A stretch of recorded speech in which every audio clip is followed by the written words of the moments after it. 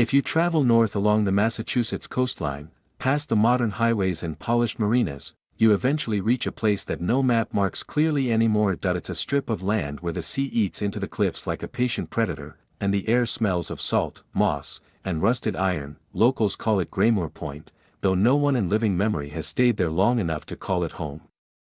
And sitting upon that wind-beaten cliff, half swallowed by ivy and thyme, stand the remains of St. Aurelia's Abbey, a convent built in 1823, whose bells once called the faithful to prayer and now call only to the sea. Even before the tragedy of 1886, the abbey was surrounded by rumors. Sailors spoke of lights moving in the tower at night, of whispers in the fog that sounded like the voices of drowned men. The local fishermen, who spent their lives reading the moods of the Atlantic, would cross themselves whenever the tide went out too far beneath those cliffs, because everyone in Graymoor knew, when the sea pulled back that much, something was about to surface. The abbey itself had been founded by Mother Eliza Harrington, a British nun who had fled London after a devastating fire consumed her former convent. She believed the ocean air and isolation would bring her peace, and, for a time, it did. She and 6 sisters tended the poor of Graymoor, taught children to read, and cared for the sick when cholera swept through the harbor towns.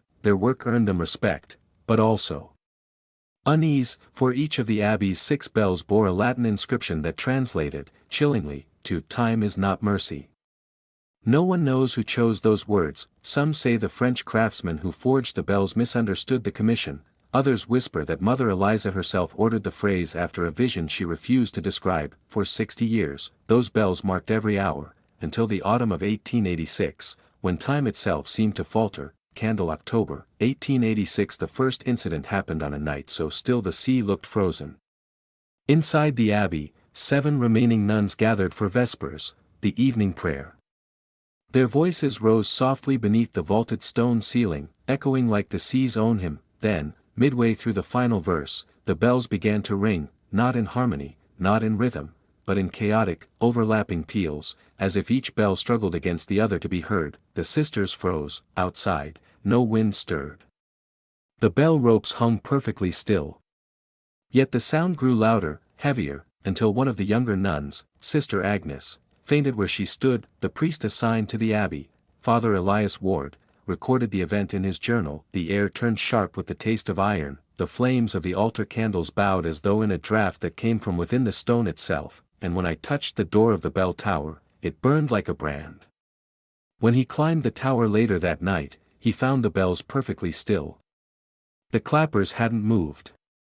The ropes were cold. Yet when he laid his hand against the largest bell, the bell of St. Aurelia, silent for decades, the metal seared his skin. By morning, the story had reached every household in Graymoor. Fishermen claimed they'd heard the bells from miles offshore, their tones distorted, echoing across the water like the cries of something trapped beneath the waves. Others swore the bells weren't ringing from the abbey at all, but from below it. Anchor the uneasy weeks. Over the next 3 weeks, the bells continued to ring on their own, always between 3 and 4 a.m., always for exactly 13 tolls. No one could explain why. The villagers began avoiding the path that led up to the cliffs, saying the fog there never lifted anymore. Inside the abbey, strange things began to happen. Books in the library were found open to passages about judgment and time. The brass pendulum clock in the hallway, a gift from a visiting bishop, began to tick backward every night after midnight, and the youngest nun, Sister Clara, began having dreams of the sea flooding the chapel floor while the bells tolled underwater. Father Ward tried to comfort them, but his faith was beginning to fracture. He wrote, "There is a rhythm to these disturbances, an intelligence, almost mathematical in its recurrence. It is as though the abbey itself is keeping time for something approaching."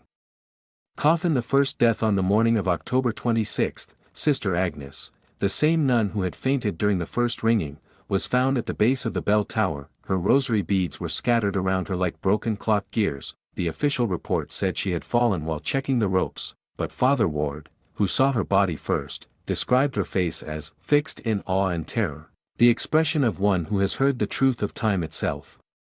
The town's sheriff sealed the tower that day. The heavy oak doors were nailed shut, the ropes cut, the keys locked in the church vault. But the following night, as the storm winds rose from the sea, the bells rang again. This time, only one, the largest, the bell of St. Aurelia, sounding a single, mournful toll that rolled through the fog like thunder. Down in the village, fishermen looked toward the cliffs and saw something they never spoke of again. The faint orange glow of light coming from the abbey's belfry, moving like firelight, but contained, pulsing, as if the bell itself were breathing. Candle the turning point from that night onward, the abbey changed. Visitors reported the sound of chanting in languages no one recognized. A traveler staying at the Greymoor claimed he saw figures walking the cliff edge at dawn, 7 of them, draped in black veils, moving in perfect unison though no wind touched their robes. And every morning, when the fog lifted, the townsfolk noticed something else. The abbey's clock face had advanced faster than time itself. By the end of October, it was already marking November 3 RD. Someone, or something, was forcing time forward inside those walls. Father Ward finally wrote to the diocese for help, but the reply arrived too late. Within the week, Greymoor would witness the event locals still whisper about as the night of the 13th toll. The night when the bells of St. Aurelia stopped marking time, and began controlling it. When the bells first tolled on their own in the autumn of 1886, the people of Greymoor believed they were hearing the voice of God, a warning, perhaps, or a punishment, but the truth lay buried much deeper. Long before that first haunting chime, before even the abbey's stones were set in place, there had been another story, one the church itself had tried to erase. To understand what happened at St. Aurelia's, we must go back 63 years earlier, to the spring of 1823, when Mother Eliza Harrington first arrived on the Cliffs Church. A woman of vision, or madness. Eliza Harrington had been born into privilege in London, the daughter of a barrister and a scholar. Her mind was brilliant, even in childhood. At 15, she was said to have memorized entire books of scripture, not for piety, but to test the mathematics of divine structure. She believed that prophecy followed patterns, that time itself could be predicted through faith and logic intertwined. She entered the convent at 21, and by 25, she had gained a reputation as the nun who calculated prayer. Her journals, later confiscated by the church, contained meticulous equations beside biblical verses, formulas describing the alignment of celestial bodies with human suffering. In 1821, a devastating fire consumed her convent near Whitechapel. The records say a candle fell. But in Eliza's surviving letter to the Bishop of Canterbury, she wrote something far stranger. The flame did not fall. It rose, as if the hours themselves had caught fire. She claimed that during her prayers she had seen the shape of time bending backward, and that it had spoken to her. No one knows precisely what she meant, but within a year, she petitioned to travel to the Americas, to build a house of silence. She called it a sanctuary where her remaining sisters could listen to what time would whisper next.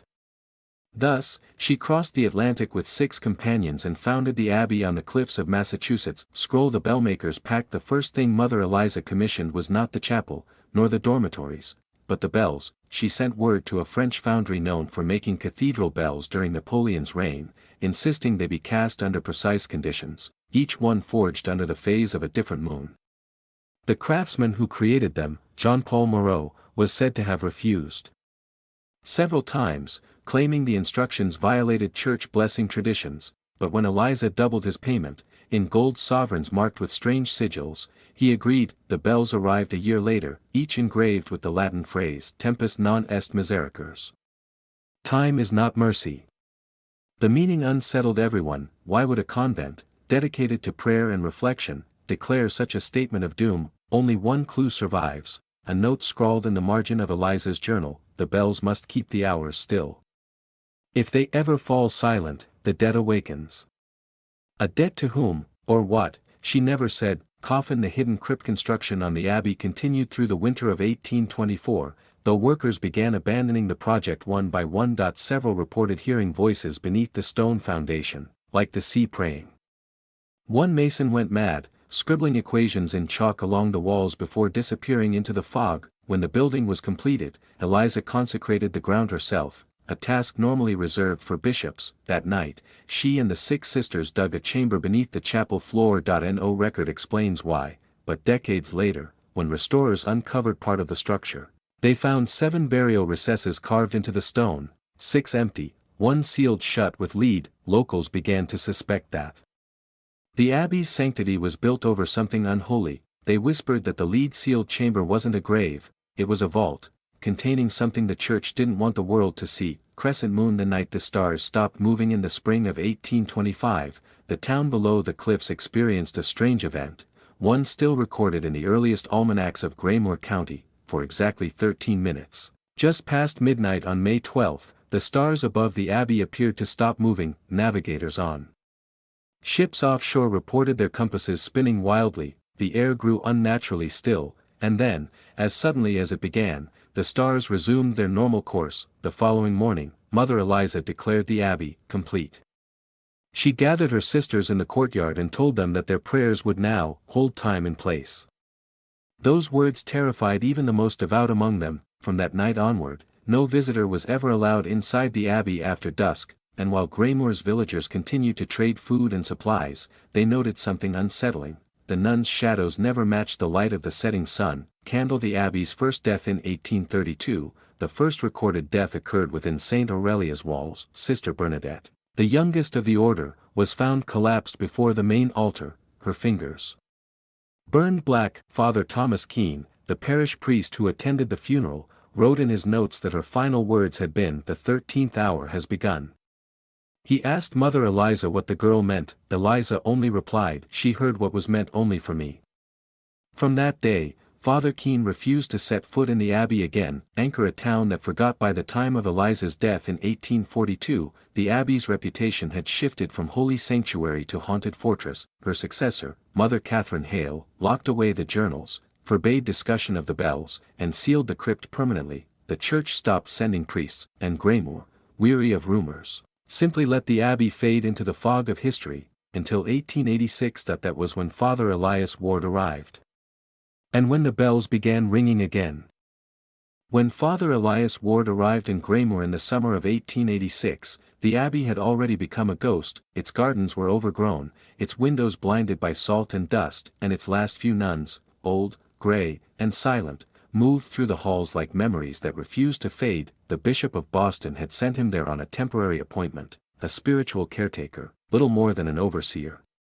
But Ward was not an ordinary priest. Before his ordination, he had studied astronomy and natural philosophy at Yale, a man fascinated by the intersections of faith and science. That he believed in divine order, but also in pattern, and when the first reports of the abbey's bells ringing by themselves reached his desk, he wrote in his journal, "Every miracle leaves a rhythm, and every rhythm can be measured." Open book. A journal of unequal hours. Within his first month at St. Aurelia's, Father Ward began keeping a meticulous log, noting the time and duration of every unexplained bell toll. He recorded the first as October 3, 1886, 3:17 a.m., 13 minutes, the next occurred 3 nights later, October 6, 2:59 a.m., 11 minutes, then October 9, 4:06 a.m., 7 minutes. He charted the intervals and noticed something strange. The spacing between them was shrinking by exactly 173 minutes each time. To Ward's analytical mind, it wasn't haunting. It was countdown. He tried to speak of this to Mother Cecilia Albright, the aging head of the order, but she refused to discuss the bells. She warned him instead about the tide of hours, an old phrase from Eliza Harrington's journal, claiming that when the bells rang on their own, time inside the abbey didn't move like it should.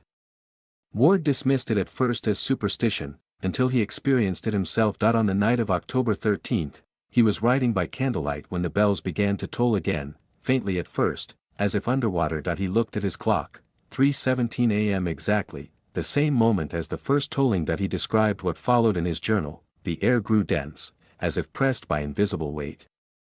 The flame of my candle did not flicker, the sound of the bells did not echo. It was as though the world itself held its breath.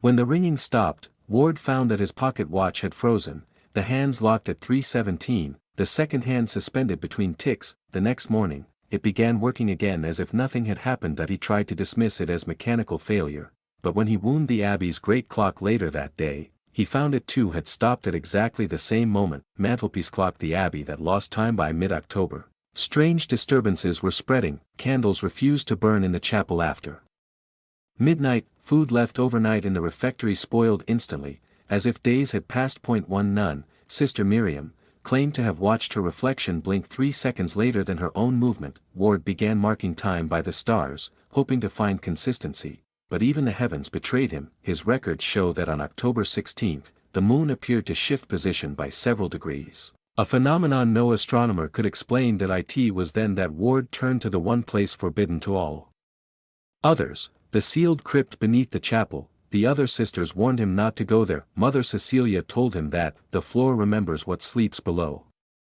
But Ward was a man of reason.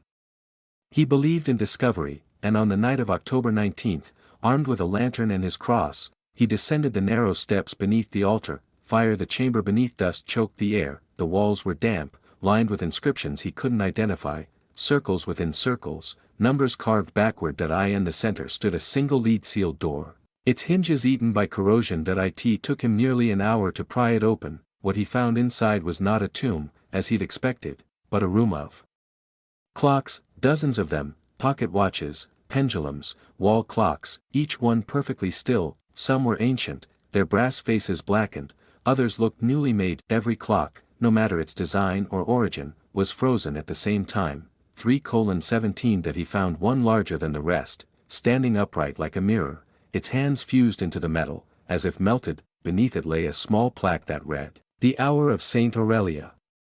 As he examined it, Ward noticed a strange vibration through the floor, a heartbeat rhythm, faint but steady. It wasn't in the air, it was below him. The abbey itself was breathing. He staggered back up the stairs, gasping for air. When he emerged into the chapel, every candle had gone out, the clock above the altar had restarted on its own, its hands spinning backward.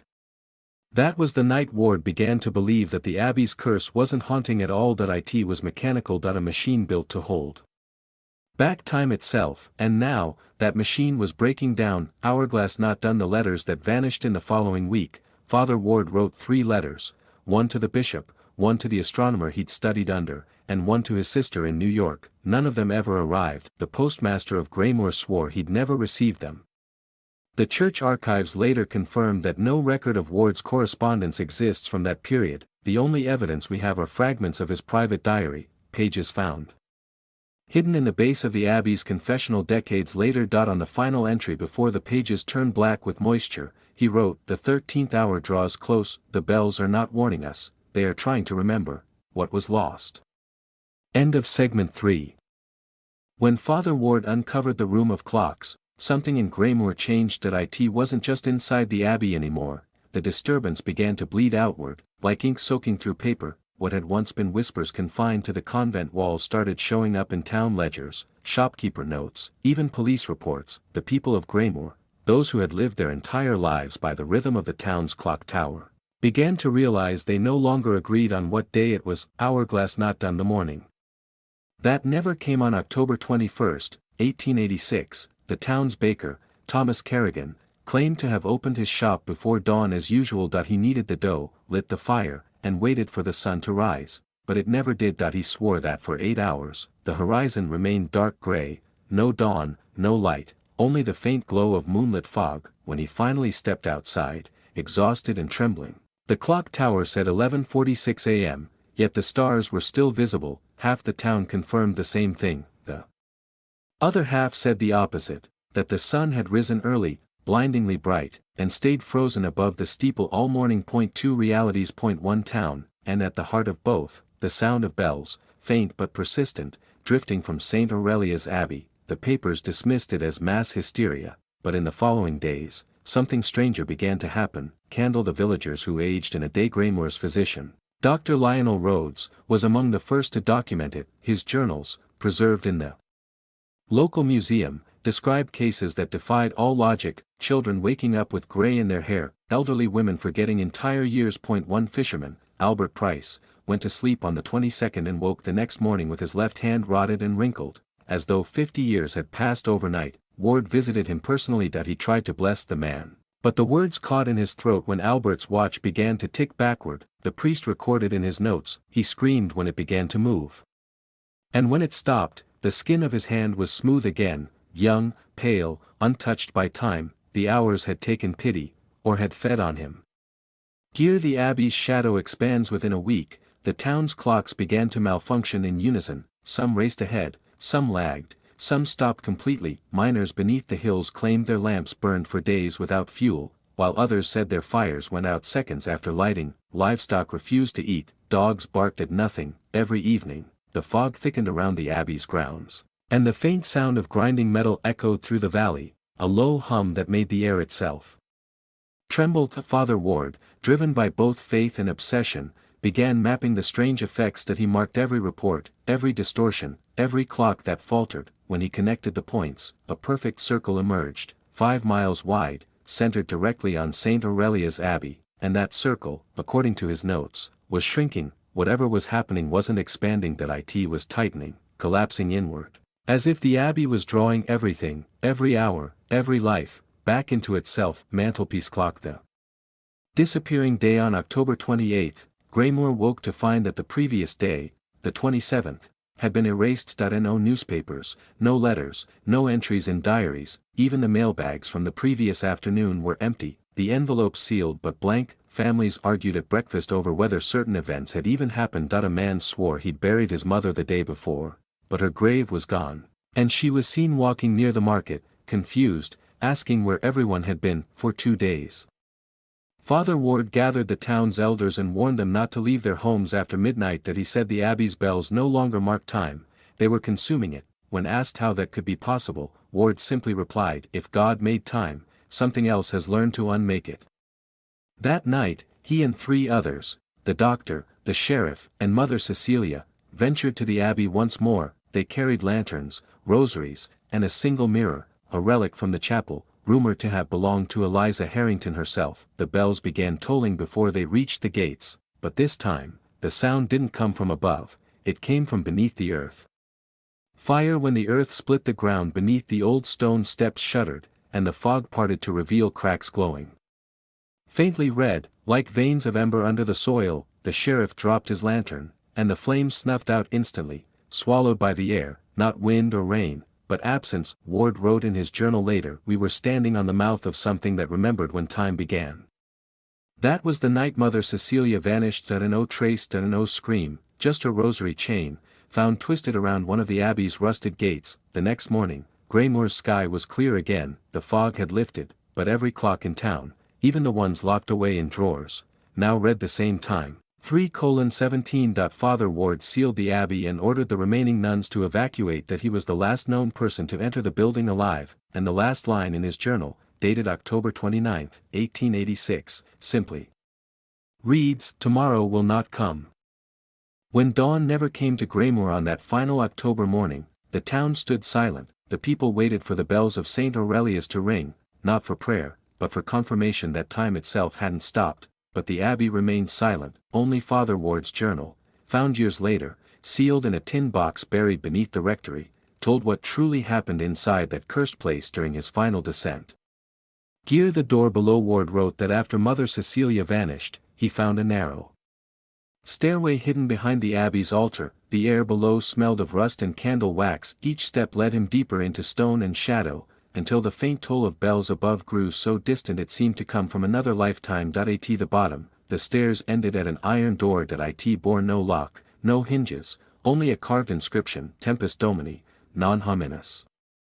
Time belongs to God, not man. Ward pressed his hand against it and felt heat. When he recited a prayer, the door shifted open on its own. Inside was a chamber that no church record had ever mentioned, a cathedral built in miniature, lined with hundreds of ticking mechanisms, each one shaped like a clock but alive with movement far too complex for the 19th century, cogs interlocked in organic patterns, almost pulsing, like veins under translucent skin, and at the center of it all, suspended by brass cables, hung the pocket watch, stopwatch. The heart of the Abbey. It wasn't large, no bigger than an apple, but its surface shimmered like something living. Instead of numbers, its face was engraved with the phases of the moon. Each phase rotated, ticking not forward but backward. The second hand never completed a full turn, it reversed direction every 12 seconds. Ward described it as a heart beating both ways. The deeper he stared into it, the more he saw movement behind the glass, reflections that didn't match his own actions. When he stepped closer, the shadow in the watch leaned away. Then he heard it, not a voice, but a whispering hum that rose and fell like breath. He wrote, "It did not speak words, but I understood it said, I keep what they lost."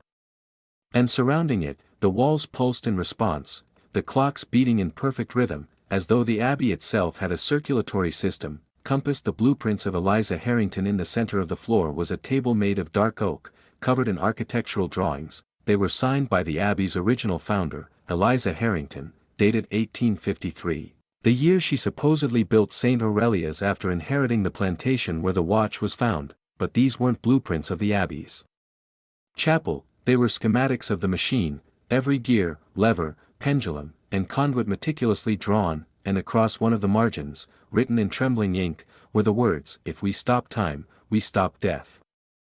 Ward realized then that the abbey had never been built for prayer. It was a temple of preservation. Eliza Harrington hadn't wanted to worship God, she wanted to trap eternity. Candle the pulse of the machine. When Ward touched the central mechanism, the chamber trembled, dozens of clocks began to whir, spinning faster than their gears could hold. Glass cracked, metal warped. That he tried to step back, but the air grew thick, like invisible syrup pulling at his body. That he described it as being pulled between two versions of himself, one moving forward, one frozen still. Every second stretched into hours, and within that distortion, he saw things, people from other times flickering like broken film reels, a young woman in 1853, holding the same pocket watch, workers building the abbey walls backward, bricks flying into their hands. A child aging, unaging, dying, then crying again in reverse. Ward screamed a prayer, and every clock in the chamber stopped, for exactly one heartbeat. The world was silent, then.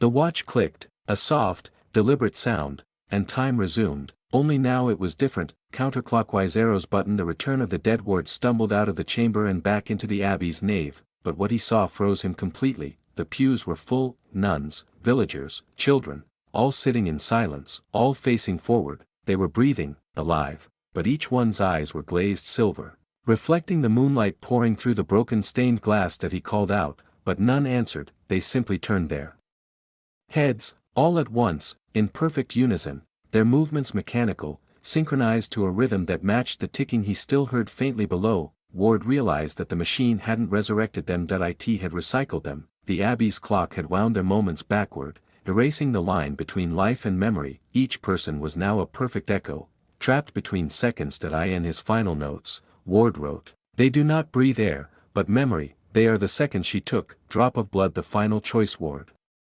fled toward the surface, the sound of bells ringing faster and faster behind him. He reached the front doors just as dawn broke. For the first time in weeks he knew the machine would reset again, unless the loop was broken. He turned back only once and whispered, "Forgive me, Lord." Then he set fire to the abbey. The flames climbed quickly, unnaturally so, as though the air itself longed to burn. He wrote that as the roof collapsed, he saw the watch fall from the ceiling and shatter on the marble floor. The instant it broke, the bells stopped mid-ring, and the sky turned black. When the fire subsided, only stone foundations remained. No bodies were found. No remains of Ward, the nuns, or the watch.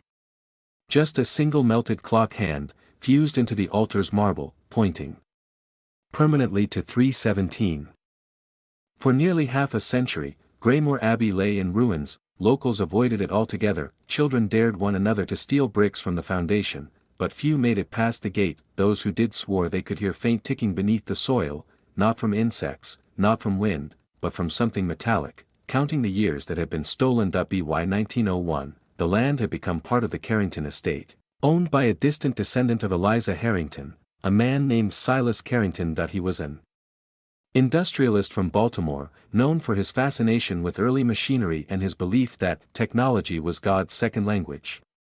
When Carrington announced plans to rebuild the abbey as a private residence, the townsfolk protested, but his money, and his confidence, silenced them. He called it the restoration of Graymore, and from the moment construction began, time itself seemed to falter again. Derelict house. The first omen. On the first night of excavation, workers uncovered the foundation stones of the abbey's eastern wall. Beneath one of them, buried in a sealed brass box, they found a single object, a pocket watch, blackened by age, but miraculously intact. When the foreman opened it, the air around the dig site grew unnaturally cold. The watch's face was cracked, but the second hand, impossibly, was still moving. One of the men joked that they'd found the heart of the abbey, but before anyone could laugh, the watch's ticking grew louder, echoing against the stones like a heartbeat inside a tomb. By morning, the foreman was gone.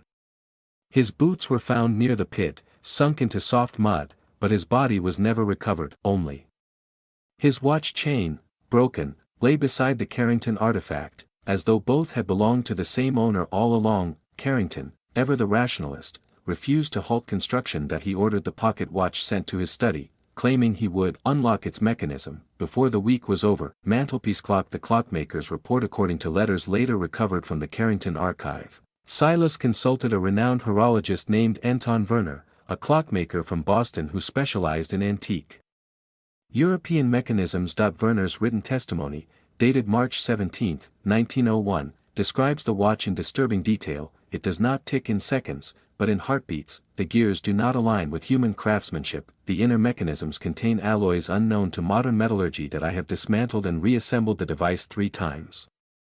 Each time, it returns to a different configuration. The watch resists measurement. It seems to remember its previous states. He ended the letter with a chilling admission: if this mechanism belongs to God, then I fear he has misplaced it. Werner left Graymore 2 days later and was found dead in his Boston workshop.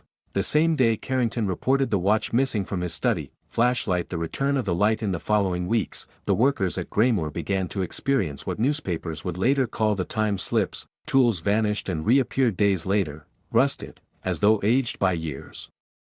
Men reported finishing their shifts only to find that hours had passed in seconds, or that the sun had set before their lunch break. One worker claimed that when he looked at his pocket watch, the hands spun backward. Another swore he saw his younger self across the field, hammering at a beam he hadn't yet touched. By April, construction was abandoned. Half of the workforce had fled, and the remaining men refused to step near the site after dusk. Only Silas remained. He locked himself in the unfinished abbey, determined to understand what his ancestor had built. Receipt. The Carrington Journal. When authorities finally entered the estate months later, they found Silas's journals scattered across the floor of his study. Most were filled with mechanical sketches and notes, but the final pages read like the diary of a man fracturing under time itself. The watch does not mark time.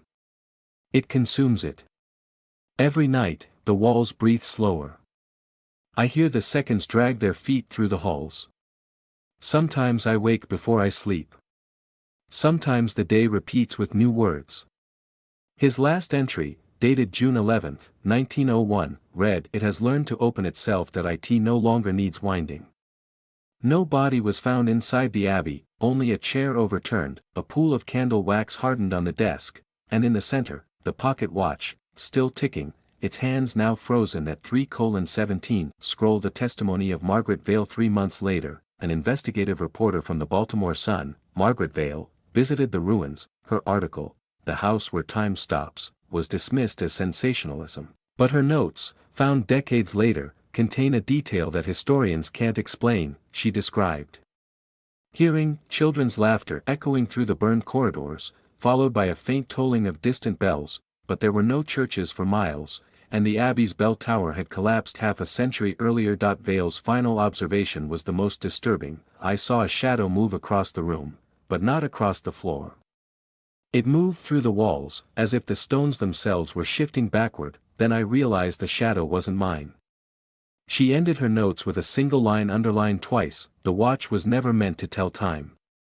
It was meant to trap it. New Moon. The legacy of the loop. After Vale's death, the Carrington estate was sealed by federal order. The official reason cited was hazardous instability of foundations, but locals knew better. For years afterward, travelers reported seeing faint light glowing from beneath the ruins at midnight, soft, rhythmic flashes, as though from a lantern swinging in slow motion. And in 1935, a highway survey team recorded something impossible: their instruments detected magnetic pulses emanating precisely every 12 seconds from the center of the Graymore site, the same rhythm described in Father Ward's journals nearly 50 years earlier. The readings were dismissed as a mechanical glitch, but the engineer who logged the data, Thomas Renly, refused to work again. He told his colleagues, "That wasn't a machine. That was a heartbeat." By the dawn of the Second World War, the ruins of Graymore Abbey had long faded from public memory. To most of Massachusetts, it was just another forgotten estate swallowed by ivy and fog. But in 1942, under the growing shadow of global war, the U.S. government quietly reclaimed the land, citing national security research. Few at the time understood what that meant. Fewer still knew the truth. Graymore had become the center of a classified operation known only as Project Chrono 9, compassed the discovery of the device. The official story began with a field survey by Army engineers mapping the Atlantic coast for new radar outposts. One of those teams, led by Captain Frederick Langley, detected strange interference emanating from the cliffs above the old Graymoor ruins. Their instruments registered magnetic pulses every 12 seconds, identical to the readings taken by the surveyor Thomas Renly in 1935. At first, they suspected a natural anomaly, perhaps residual or deposits or subterranean cables left behind by Carrington's estate, but when Langley's men dug into the remains of the old foundation, they uncovered something that defied logic. Beneath the collapsed bell tower lay a sealed steel cylinder, about the size of a coffin, engraved with symbols that no one could identify, mathematical in appearance, but written in a script that seemed part mechanical, part organic. Inside, cushioned in a bed of aged velvet, was the pocket watch, still ticking, still frozen at 3:17. Scroll the Graymoor Memorandum. Declassified decades later, the Graymoor Memorandum remains one of the strangest documents in U.S. military history. It described the watch as a temporal resonance artifact of unknown origin, capable of distorting the perception and measurement of time within a defined radius. In simpler terms, time behaved differently around it. Guards stationed near the vault reported losing minutes, sometimes hours, without realizing it. One soldier claimed he saw himself walking into the room seconds before he actually did. Another reported dreaming of events that hadn't yet occurred, then waking to watch them unfold exactly as he had seen. Langley's logbook grew increasingly erratic, his handwriting degraded, his grammar fractured. One entry read simply, "It ticks when we don't listen. It stops when we watch. It's learning us."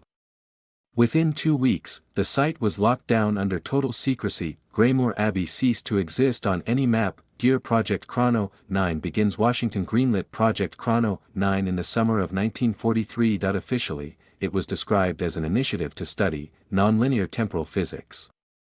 Unofficially, it was about weaponizing time itself. The program's lead scientist was Dr. Harold Wexler, a physicist from MIT with ties to early nuclear research. He believed the Graymoor watch was a man-made construct, an ancient experiment in temporal mechanics that had somehow survived centuries. To him, this was not magic, but mathematics, an echo of something that could alter warfare forever. In his early reports, Wexler noted a fascinating pattern. Each time the watch's tick was recorded under laboratory conditions, it shifted its frequency slightly, adapting to the observer's heartbeat. As if syncing with human biology. His conclusion was simple and terrifying: the device responds to observation. It calibrates itself to the life around it. Test tube. The Graymoor anomalies. Between 1943 and 1945, dozens of controlled tests were conducted within the restructured Abbey, now designated Facility 9, or simply, the Loop. Cameras malfunctioned, film developed with missing frames, written notes changed when reread. During one experiment, a soldier named Private Owen Callahan volunteered to spend 2 hours inside the observation chamber while the watch ticked beside him. He emerged calm, until researchers noticed his uniform insignia bore a date from 1947, 2 years in the future. Callahan insisted he had only sat in silence. 2 days later, he vanished from his quarters. Security footage showed him walking down the hall, and then walking out of the frame twice, as if time had doubled back on itself. The second version of him looked directly at the camera before disappearing altogether. Wexler's log from that night reads, "The experiment has entered a self-observing state, time is watching itself." Puzzle piece. The collapse. By 1946, the project was spiraling out of control. Scientists reported auditory hallucinations, the sound of bells ringing underwater, distant voices calling names that matched no one on record. The watch's tick grew louder during electrical storms, and at one point, all clocks within the facility stopped simultaneously, each hand freezing at 3:17. When the military attempted to relocate the artifact to Washington, the transport convoy disappeared along the coastal road. Search teams found the trucks days later, empty, engines still warm, no signs of struggle. The only clue was a faint metallic echo recorded by a nearby radio tower, a single bell tolling, repeating every 12 seconds. The program was immediately terminated, all personnel were reassigned, and Graymoor was sealed beneath layers of concrete. The government claimed the site was contaminated with radiation from experimental radar tests, but no one in Graymoor believed that. They knew what had really happened. They said the watch had done what it was always meant to do: trap time, swallow those who tried to understand it. And reset the story for another generation, candle a whisper through the years even after its burial. Strange phenomena continued in the surrounding area. Radio frequencies would spike at 3:17 a.m. Watches stopped for exactly 12 seconds at random intervals, and fishermen reported seeing flashes beneath the ocean near the cliffs, flashes that blinked in a steady rhythm, like a pulse beneath the waves. A declassified memo from 1961 contains a final, chilling note from a former Chrono 9 technician: the device was never destroyed. It cannot be it only sleeps until someone wins it again. For nearly 30 years, Graymore Abbey lay silent, the coastal wind erased its footprints, ivy swallowed the old foundations, and every document tied to Project Chrono 9 was locked in vaults stamped top secret. To the locals, the cliffs were cursed. To the government, the site never existed, but history has a strange habit: it refuses to stay buried, and sometimes, it calls back the ones curious enough to listen. Candle. The obsession begins in 1973. Dr. Elaine Mercer, historian from Boston University, began investigating a string of unexplained disappearances along the Massachusetts coast. Her research led her to a forgotten name in colonial archives, Graymore Plantation, established 1853. The same year, according to local legend, a pocket watch was found in the manor's walls, one that refused to die. Mercer was fascinated. She wasn't a paranormal investigator, she specialized in American folklore and memory, studying how trauma embeds itself into geography, but the deeper she dug, the more the lines blurred between folklore and record. In one archive box, she found a black and white photograph marked only, Facility 9, 1944. Behind a row of soldiers stood a steel cylinder, cracked open like a coffin. Days later, Mercer received an anonymous envelope, inside, a fragment of a military memo with 3 words underlined in red: Chrono 9, unstable resonance field. She didn't know it yet, but she had just opened the door that countless others had tried, and failed, to close. Radio. The team assembles. By autumn, Mercer had formed a small team: Cal Hennigan, a sound engineer obsessed with electronic voice phenomena; Lydia Rhodes, a photographer known for capturing unexplained distortions in old film; and Marcus Dole, a war veteran who claimed he'd seen men disappear without moving during secret tests in the 40s. Their goal was simple: to locate whatever remained of the Graymore ruins, document it, and uncover the truth behind the forgotten experiment. They brought analog tape recorders, Geiger counters, and a real camera. They expected ghost stories. What they found was something far older, and infinitely more dangerous. Fog. Arrival at the ruins October 12, 1973. The team reached the cliffs at dusk. The air smelled of salt and iron. Fog clung to the ground like smoke. The ruins were exactly where old maps had whispered they'd be, a tangle of stone and rusted rebar, overgrown and half swallowed by the earth. Mercer described it later in her field notes: the walls hum, even when the wind is still, the birds won't come near it. It's as if the air itself remembers something it can't forget. Cal set up microphones around the perimeter to capture ambient frequencies. Almost immediately, his equipment began recording a rhythmic pulse, 12-second intervals. It wasn't static. It wasn't feedback. It was ticking. When played in reverse, the pattern formed a tone that resembled a human voice. A whisper repeating 3 syllables: Gray, more, 1. Movie camera. The film that shouldn't exist. Lydia began taking long exposure photographs of the collapsed tower, the same site where Langley's team had unearthed the watch 30 years earlier, when she developed the film that night in their rented cabin. Every frame came out wrong. The tower appeared whole, not ruined. Lights glowed in its windows, and in one image, a man in a 1940s uniform stood beside the foundation, staring straight into the camera, but there had been no one there. Cal tried enhancing the film under red light, but as he did, the clock on the wall stopped. The second hand froze. At 3:17, cyclone temporal distortion. That night, the team decided to sleep in shifts. Marcus took the first watch. Around midnight, he saw Mercer outside, walking toward the ruins with a lantern. He followed her, calling her name, but when he caught up, the lantern turned, and it wasn't Mercer. It was himself, wearing the same clothes, the same expression. The doppelganger looked at him and whispered, "Don't wind it."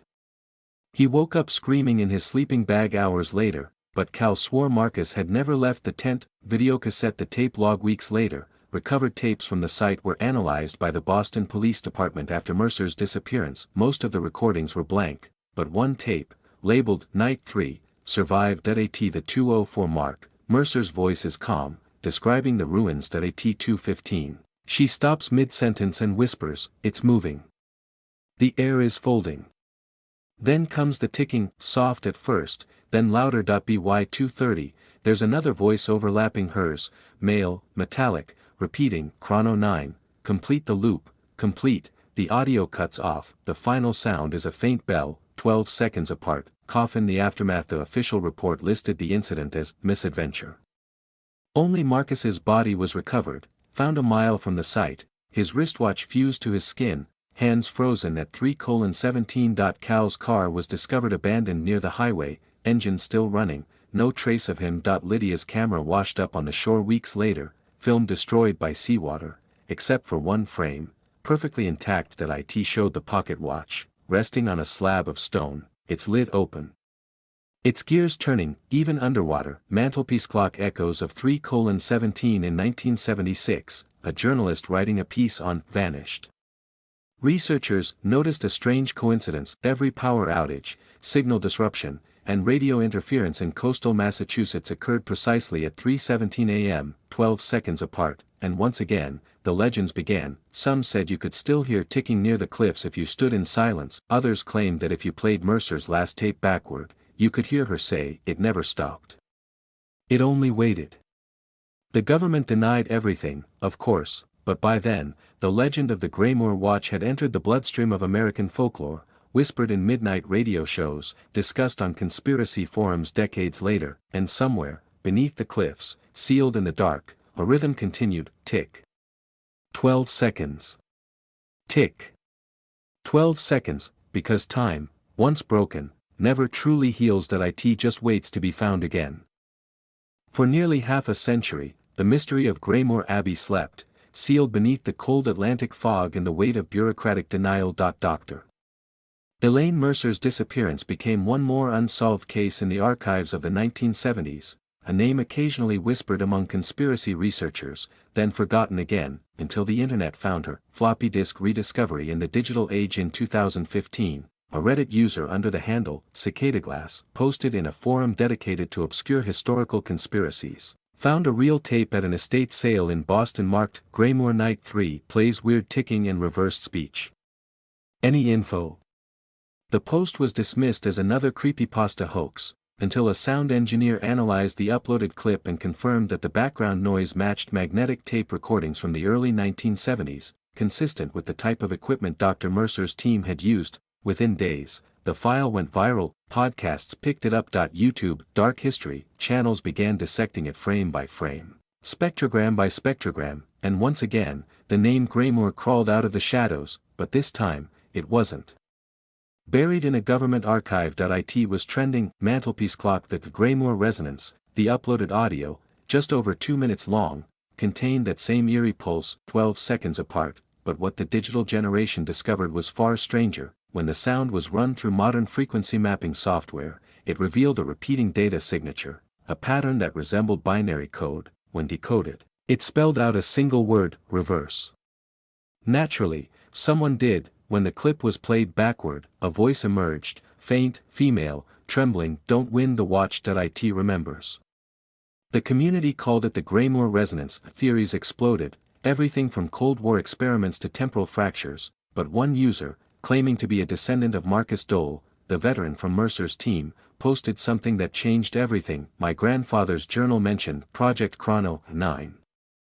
Said it was designed to measure consciousness through mechanical time loops. That he died clutching a melted watch." Brain digital haunting. In the weeks that followed, strange phenomena began spreading across the online Graymore community. Several users reported that their computer clocks froze at 3:17 a.m. whenever they played the file. Others said their devices began ticking faintly, even when muted. A live streamer conducting a real-time spectrogram analysis reported that her audio waveform began forming shapes, specifically, a spiral resembling the gears of a clock, and then, during a live broadcast, something happened that made headlines. As the streamer replayed the recording for her audience, her screen glitched, the chat flooded with messages: "Is that your reflection? Wait, who's behind you?" A still frame captured a brief, flickering image, a woman in 19th century dress standing behind her, holding a pocket watch. Moments later, the stream cut to black, when the feed returned, the timer on her OBS display, which had been counting her live broadcast duration, had frozen exactly at 3:17:12. Television mainstream attention. What had begun as an internet curiosity now drew national interest. In 2016, the History Channel aired a special titled, Chrono 9, The Watch That Measured Souls. Their investigative crew traced the origins of the rediscovered audio and confirmed that the estate sale reel came from the belongings of a deceased Massachusetts professor, none other than Dr. Herman Weiss Jr., son of Mercer's 19th-century predecessor. The connection was undeniable. Every generation, it seemed, someone had tried to measure time, and every time they did, time measured them back.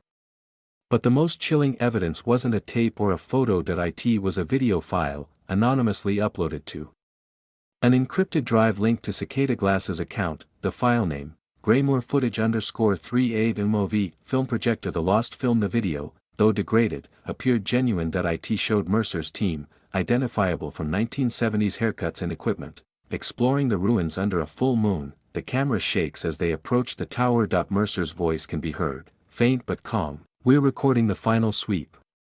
The ticking is localized to the central foundation. It's louder tonight.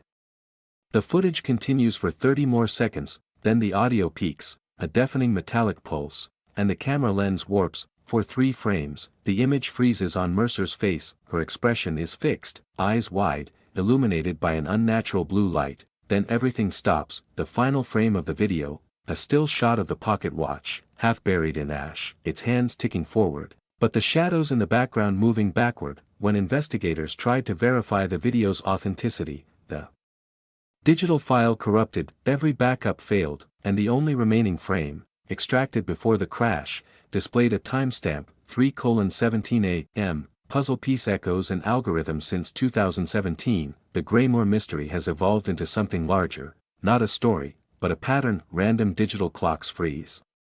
Archived YouTube videos glitch at the 3:17 mark. A few creators claim that rendering video about the case crashes their software at 12-second intervals. Skeptics say it's coincidence, but believers, especially those tracing the government's Chrono 9 documentation, argue that the signal embedded in Mercer's recording never stopped transmitting, that when it was uploaded to the internet, the resonance reactivated, not in a laboratory this time, but across the world's digital grid. And if you listen carefully, headphones on, volume low, you might still hear that pulse, steady and patient, buried in the hum of your computer fan. Tick. 12 seconds, tick. 12 seconds, because maybe Graymore wasn't destroyed, maybe it was uploaded.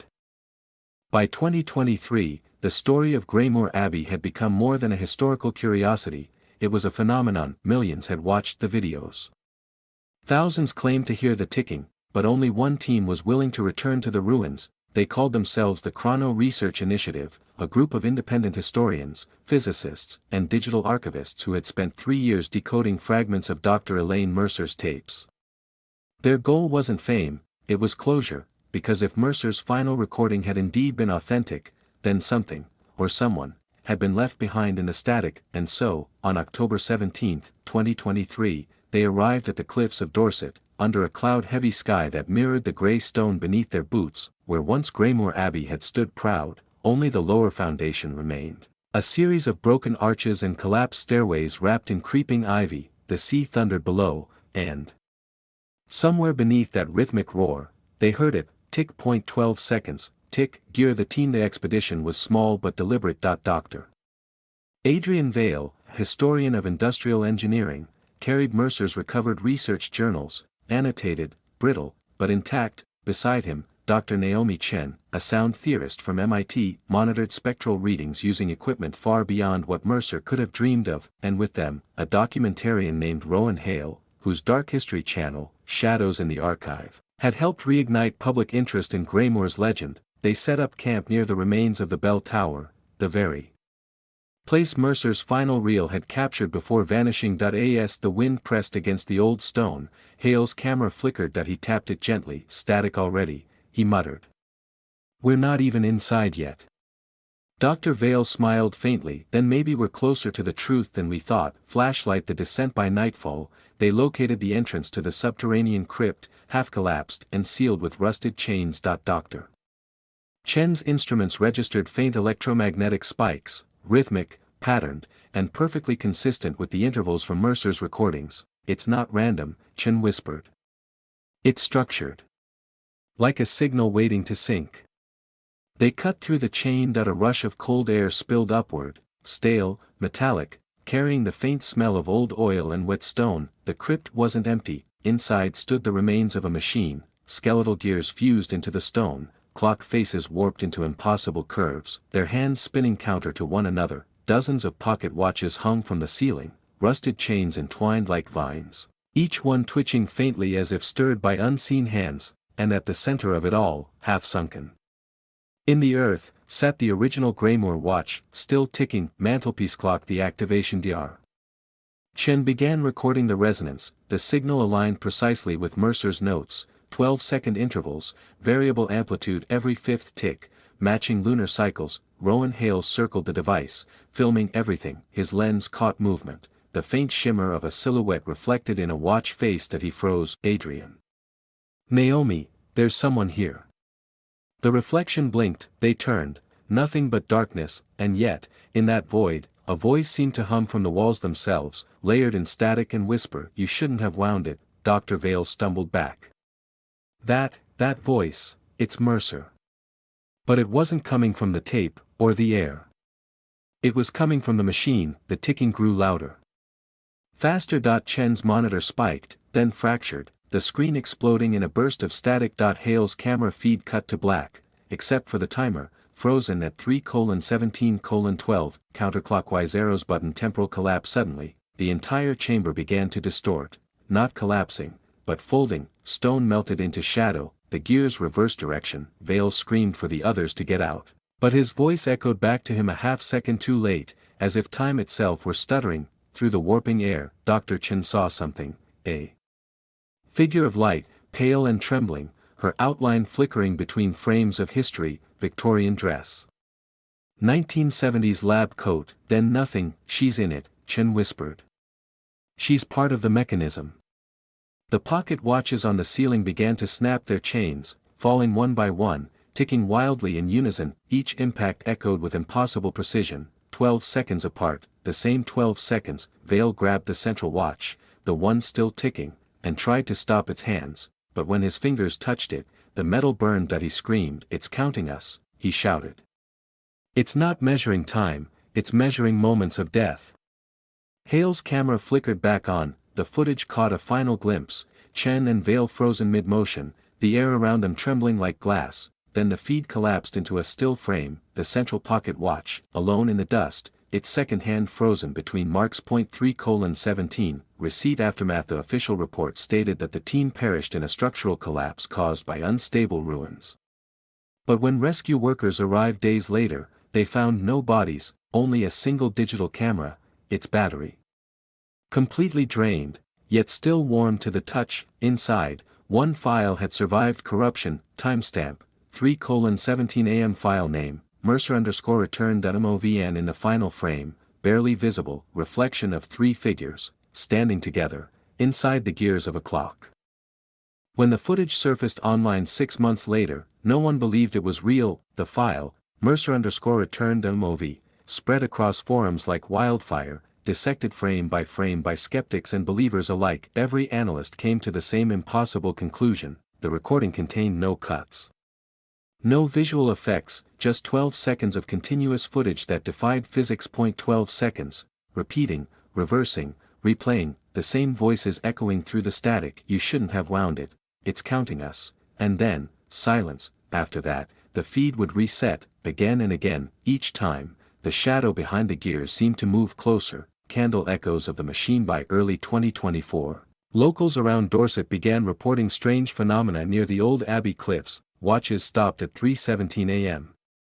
Without reason, phones crashed, and several residents swore they could hear the faint sound of bells. Even though the Abbey had been gone for over a century, the British Historical Society quietly sealed the ruins. They claimed it was for public safety, citing erosion and structural instability. But one anonymous worker, who'd been part of the cleanup crew, later wrote in a private online forum, "There's something still running underneath the stone. The sound isn't wind, it's mechanical, and it's Getting faster.